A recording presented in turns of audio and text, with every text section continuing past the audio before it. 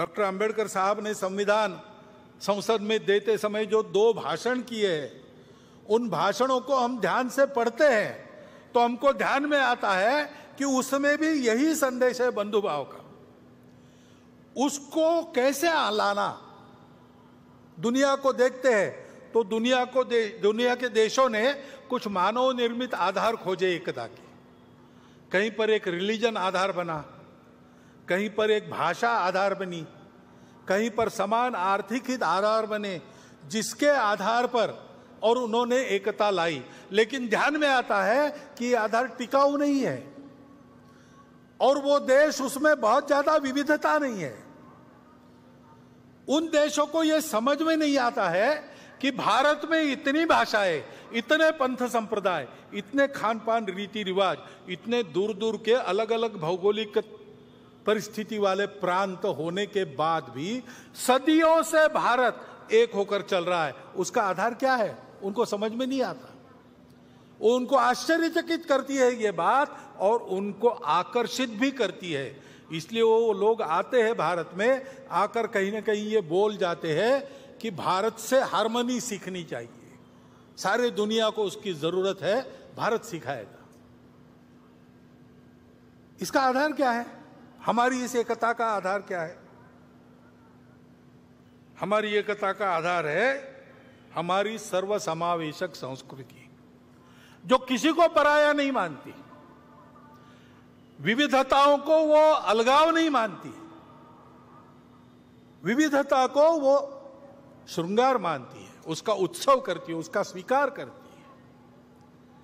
यह हमारी सर्वसमावेशक संस्कृति हम सबको जोड़ती है और केवल जोड़ती नहीं है, हमको सिखाती है तुम अकेले नहीं हो, तुम्हारा कुटुंब है। तुम्हारा कुटुंब अकेला नहीं, तुम्हारा गांव है। तुम्हारा गांव अकेला नहीं, तुम्हारा जनपद है।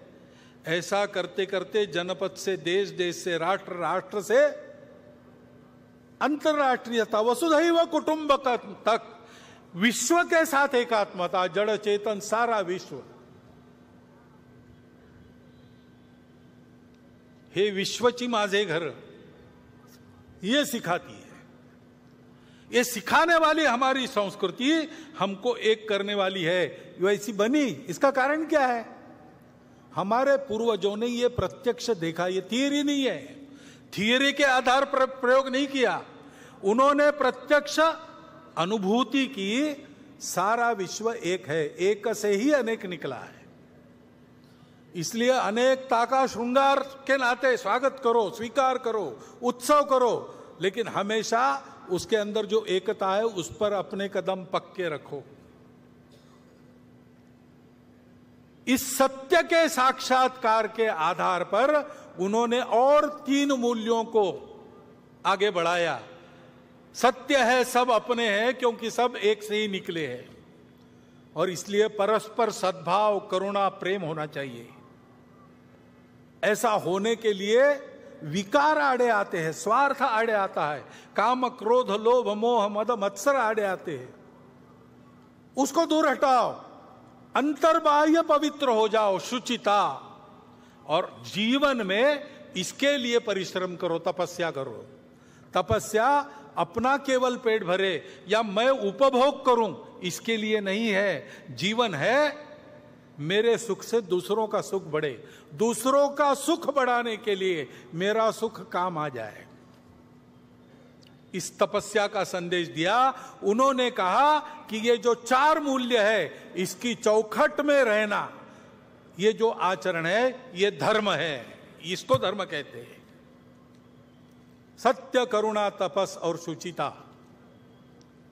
इस धर्म के आधार पर जो आचरण करना है वो तो बुद्धि से नहीं होता, वो आदत से होता है। और इसलिए आदत बनाने वाले संस्कार जिसमें है, ऐसी जीवन पद्धति दी, उससे हमारा स्वभाव बना। पीढ़ी दर पीढ़ी छोटी छोटी कृतियों में से उस आदत का हम अभ्यास करते हैं और एक स्वभाव वाले बनते हैं। वो हमारी संस्कृति है। उत्तर से दक्षिण, पूरब से पश्चिम, अखंड भारत में, जो अखंड भारत था उसमें आज भी कहीं भी जाओ, एक आपको रीति मिलेगी। दुकान में जाएंगे, आप कुछ खरीदेंगे। नागपूरमधनं डॉक्टर मोहन भागवत सध्या बोलता आहेत विजयादशमीच्या उत्सवाच्या निमित्तानं। एका छोट्याशा ब्रेकची वेळ झालेली आहे। बघत रहा न्यूज 18 लोकमत।